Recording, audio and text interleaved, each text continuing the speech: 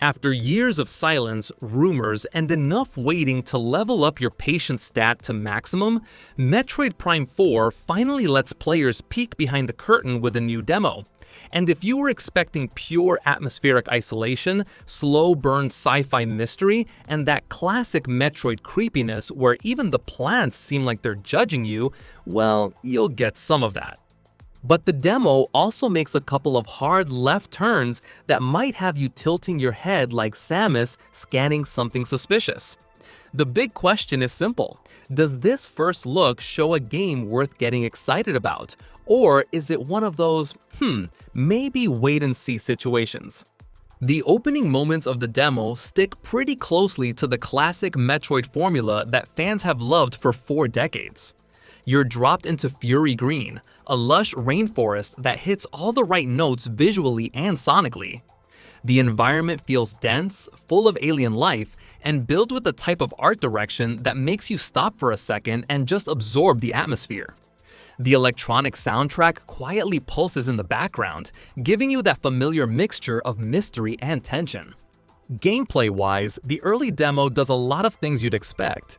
You move through interconnected rooms, scanning environmental clues, fighting small enemies, and solving puzzles that usually involve slotting some kind of alien artifact into a matching alien-shaped hole. It's comfortable, predictable, and exactly what anyone familiar with Prime would anticipate. As you collect some of Samus's classic abilities, rockets, morph ball, the usual toolkit, you start getting small hints of how exploration will open up later.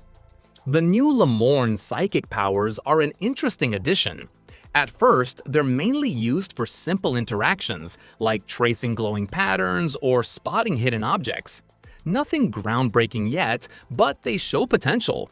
Things get a lot more engaging with the control beam, which lets you steer Samus's charged shot in midair and hit multiple targets at once. This ability finally delivers something fresh, and the game wastes no time showing it off, with a fight against a giant plant boss whose tentacles need to be destroyed simultaneously. It's one of those classic Prime-style encounters that suddenly wakes you up and makes you think, okay, now this is the good stuff. If the demo had stayed in this zone, creepy atmosphere, cool puzzles, classic exploration, and a strong boss fight, players would probably be celebrating right now. But then, the tone shifts hard. A glasses-wearing mechanic named Mackenzie crashes into the story, and he brings enough awkward, chatty energy to derail the entire atmosphere. Instead of exploring a mysterious alien jungle alone, suddenly you're escorting a jittery NPC who drops his gun, panics at everything, and talks like comic relief from an early 2000s sci-fi movie. Metroid has always been about isolation, but this demo gives you the exact opposite. A companion who can't stop talking long enough for the earring world to breathe.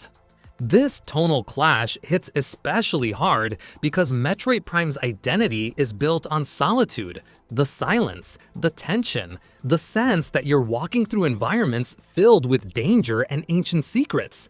All of that evaporates the moment you're babysitting someone who's scared of his own shadow. The game even throws in an escort mission where he hides behind a rock while you fend off waves of enemies. When it's done, you're rewarded with more dialogue.